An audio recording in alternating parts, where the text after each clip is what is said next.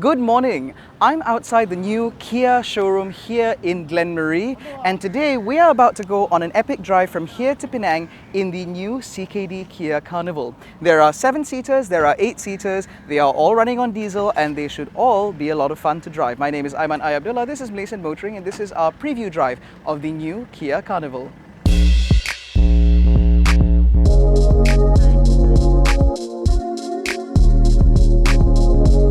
Now, the CKD Carnival is broadly similar to what we saw from the CBU. You still get the same 2.2-litre turbo diesel up front, mated to an 8-speed automatic gearbox with power going to the front wheels.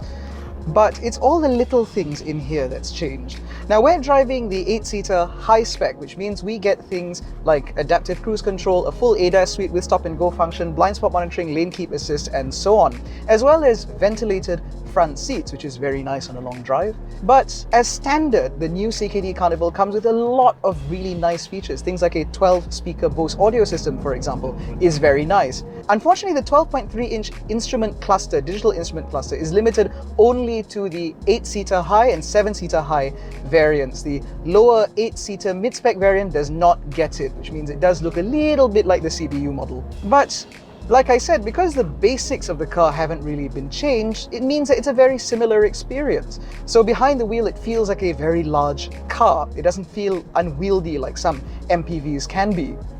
And unfortunately, we've lost the enormous wing mirrors that came with the 11-seater CBU model, which means, as one of my colleagues said, you can no longer see into your past, but overall, it's still a pleasant place to be. My only one complaint is that this car doesn't seem to come with a 360-degree camera. It does come with all-round parking sensors, but as we just drove out of the town of Tanjung Tualang, a very small, tight, old town, a 360-degree cam would have been very helpful, especially trying to navigate through very tight parking spaces. But it's still a pleasurable experience, and I still maintain that the Kia Carnival remains the best large MPV currently available on sale. Anyway, we are halfway through our drive. As I said earlier, we just left Tanjung Tualang. We are heading to a little photo shoot location, so I'll catch up with you there.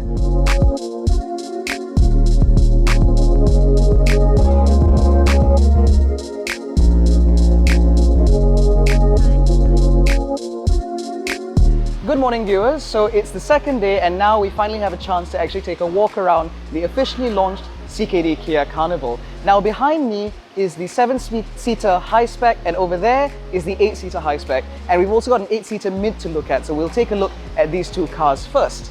Now this is the 7-seater high-spec model. And from the exterior, there's very little to tell what it is. At the front, you can notice the small ADAS radar there underneath the lower grille, and you still get the full LED headlights that you got from before, replete with the large tiger nose grille. You still get the same 18-inch alloy wheels wrapped in Goodyear Efficient Grip Performance SUV tires, which is very interesting, even though this is an MPV, but because of the sizing, SUV tires are the only option here, in a 235/60 R18 size, for those who are wondering. The other change from CBU to CKD are actually in the form of the wing mirrors. These CBU wing mirrors were much larger in order to comply with the requirements set for commercial vehicles, but because this is now classified as a passenger vehicle, we now have slightly smaller wing mirrors, and down here you'll see the 360-degree camera. Now inside, this is where the majority of the changes are for the 7-seater. My colleague Hanif is already in the seat, and this is what's referred to as the premium relaxion seat. So these seats can move inward and outward, and when you push them inward with a single button hold down here, you can actually get it to this lovely reclined position. Now it's worth noting that for the 7-seater high-spec, the second row seats are actually both heated and ventilated, ensuring that you have maximum comfort. Now, when you are lying down, you'll also be able to enjoy the twin sunroofs. At the back, there is one sunroof here, which is perfect for the rear passengers, and of course, there is a sun blind should you choose to be a little bit darker in here. You also get your own climate control up there, as well as your own vents, which means that you can remain very comfortable back here. It is worth noting, however, that the premium relaxion seats will not recline should there be a passenger in the third row detected via the seat belt. It's also worth noting that the premium relaxion seats will not go to the full relaxed position if they are not pushed inward, which you can do via this lever here, which pushes the seat in and out, as we have already explored in our first preview walk around of the 7-seater. Now in this particular car, the third row has already been folded down into the floor. Because of all the many MPVs in the market, not many have a third row that actually fold into the floor like this. This allows for a flat load area in here, which gives you plenty of flexibility. And of course, if you want to put them up, it is a two-step process and it allows for an excellent amount of room in here. Now, the CKD models also come with the LED tail light. So you now get this light strip that goes all the way across and an LED brake light. Unfortunately, the indicators and reverse lights remain on the bumper. Now, the other big change with this car comes at the front, where we now get the much requested 12.3-inch digital instruments cluster. Now, it's worth noting that as a result of this car's feature of ADAS systems and so on, that all gets displayed here, including the lane watch system, or their version of lane watch, where when you indicate, it will show up in one of the two dials here. The front row also gets heating and ventilation, which means it is very comfortable. And also you get a little bit of ambient lighting here. Now, the CBU models came with a very basic 6-speaker setup, but now with the CKD models, all cars come as standard with a 12-speaker Bose audio system, which does sound pretty good. The one thing that we notice is missing from the CKD models for the 8-seater mid-spec is blind spot monitoring. While the 8-seater high and 7-seater high get the full ADAS suite, unfortunately the 8-seater mid doesn't get blind spot monitoring, which is a little bit unfortunate. Now, let's move on to the 8-seater high in order to show you just how flexible this car is. While you may lose the premium Relaxion seats in the second row, as well as heating and ventilation, what you do get, however, are 3 individual seats as you see here.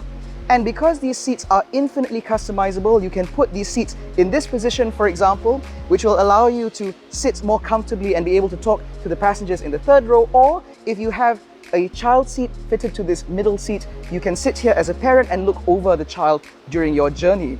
It is worth noting, however, that with the 8-seater models, you do get 6 ISOFIX mounts, 1 on each of the second row seats and 2 more in the back. Sorry, that's 5, I don't know how to count.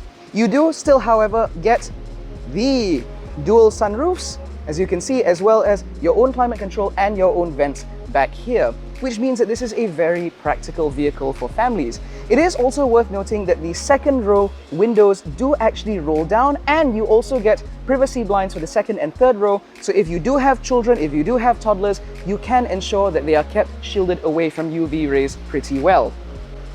Now overall, this car certainly feels very premium, befitting the high-spec moniker that's being fitted to the 7 and 8-seater. But the real question is, does the new 8-seater CKD justify its price, especially above the 11-seater? Well, we'll go and take that car out since we've got the key and find out. Alright folks, now this is the 8-seater mid-spec model. Now you can tell because it doesn't have the radar down there like I pointed out earlier. You also do not get the 360-degree cameras, there's no camera here, but you still get the smaller passenger car size windows, mirrors rather. You still get the same 18-inch alloy wheels. You also get the same LED light bar back here, which I know a lot of people asked for because it does make this car look a lot more premium. You also still get a powered tailgate and twin power doors, which makes life a lot easier. Now on the inside, I have to be a bit careful because my colleague here is taking photographs, so we're just going to open the door very gently and not annoy him. Now with the 8-seater mid-spec model, you don't get the 12.3-inch digital instrument cluster here. You also do not get the ventilated and heated front seats or the heated and ventilated second row, which is only available for the 7-seater high-spec model. They are, however, still powered. You also miss out on the memory functionality that you would get on the higher spec models as well. The steering wheel is still tilt and telescopic adjustable, and you still get very good comfort in here. In terms of the driver and passenger, you can get very, very comfortable in here without issue.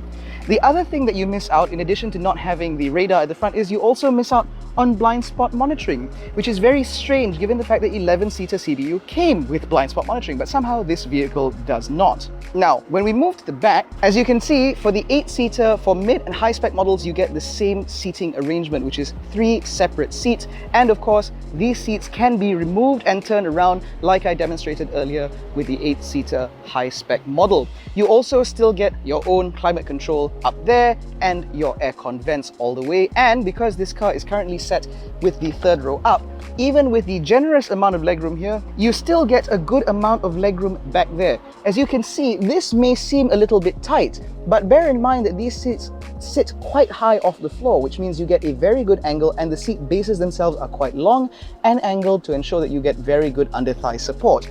So despite all of that, with a 2nd row passenger, as you can see with my colleague demonstrating here, you can still get plenty of room here, and as he's about to demonstrate in the 3rd row, very generously, you can still sit very comfortably back here. The only trouble is you may not have a lot of foot space because these seats are mounted quite low, so the space down here is quite limited. But even here, my colleague, who is, how tall are you? About 5'8".